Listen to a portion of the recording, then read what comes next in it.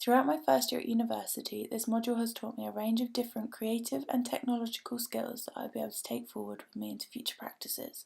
One of the main skills I have developed throughout this year is knowing the equipment needed. This is a great introduction to see what we'll be able to access as we were able to look at the different cameras available.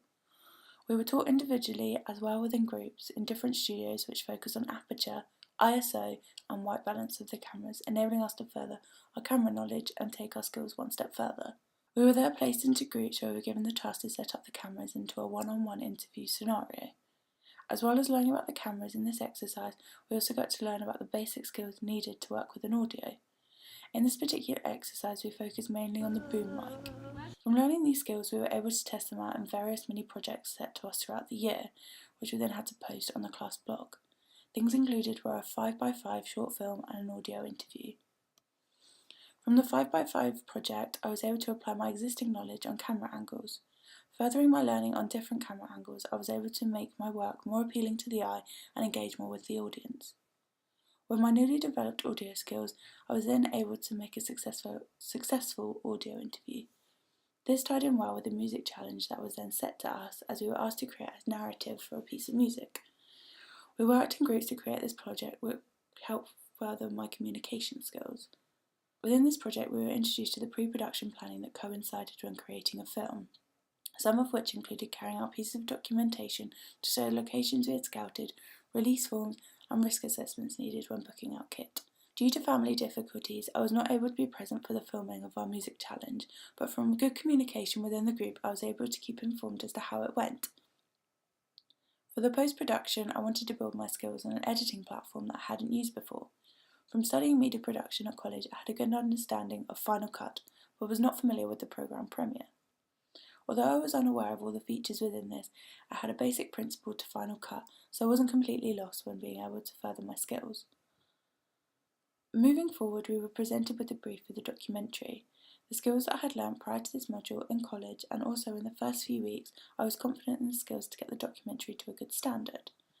We presented our original ideas individually in the form of a proposal to the class. From doing public speaking in the past, I wasn't new to talking to groups of people, but creating a presentation in the form of a proposal was something new. We were then put into groups and decided on what topic we were going to document about. Gabby, Libby and I were in a group and our chosen topic was the making of a surfboard. A treatment was the first thing that we focused on. This is where we would outline what would happen within each chapter of our documentary and included outlining location and participants involved. Once our treatment was complete, we then worked in our groups on the pre-production. Using our skills we had previously learned in the module, this was something we had a good grip on.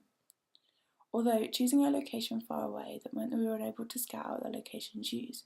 There were minimum setbacks, but this could have been avoided if we had chosen a closer location.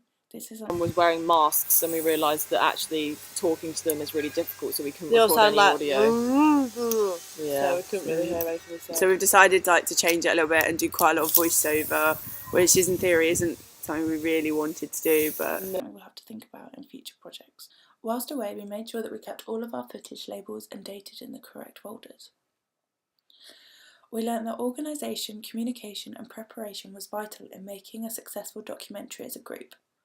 The post-production process was by far the most challenging yet most rewarding within this module. The areas that we mostly struggled with were lighting and audio.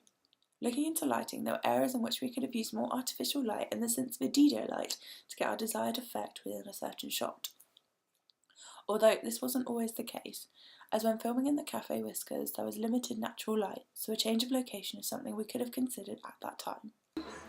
So we're just at Whiskers today, aren't we? yeah, Whiskers Cafe, just doing all the interview process as well today. Just sort out some lighting using the Dinos and it just wasn't working as well as it could have. Within the documentary we used a range of audio equipment including a boom mic, zoom mic and radio mics. Due to bad positioning, some of our audio included a hissing noise. This could have been avoided, which in post-production could have saved us a lot of time. We were able to reduce the hissing by taking our footage into Adobe Audition. Although it wasn't completely gone, it was less apparent. Working on Premiere, I had managed to grasp the basic concept when I worked on the music challenge, which then helped when we were wanting to colour correct certain shots. With the help of a tutorial, as a group we got the effect we wanted for our shots. Again, this could have saved us a lot of time if we had checked out the ISO and white balance when filming. Looking back over the year, I would say as an individual I've come a long way. I believe that in future work it would be beneficial for me to pay more attention to furthering my skills in lighting and audio, as they were the areas I struggled mostly with throughout this past year. I am pleased with the standard of our documentary, as I feel it's an accurate representation of the work we put in as a group. I hope to continue the standard of work throughout the rest of my studies at university.